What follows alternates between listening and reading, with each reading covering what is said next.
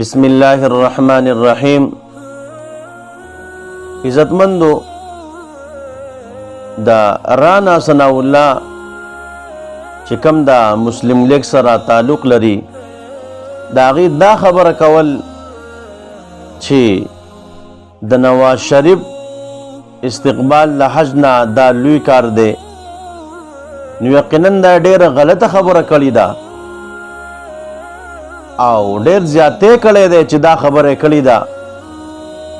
مونږ د داسې غلط خلکو او د داسې جاهلانو ناپوه خلکو په داسې خبرو کې اسکل چې کوم نه مرګستیا نه کوو، نه په داسې خبرو کې مونږ د دې خلکو سپورټ کوو.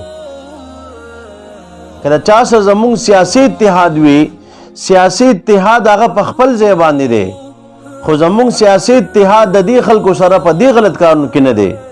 نو یقینا چې رانا ثناء الله کومه خبره کړې ده نو ډېر غلطه کړې ده او ډېر زیاته کړې ده.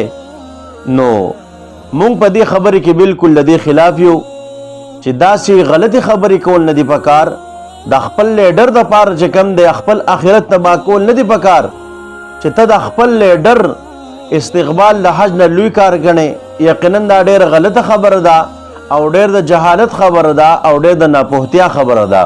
نو مونږ په داسې خبرو کې د داسې خلکو مرګستیا نه کوو او نه په داسې خبرو کې د داسې خلکو چې کوم دی مونږ سپورټ کوو.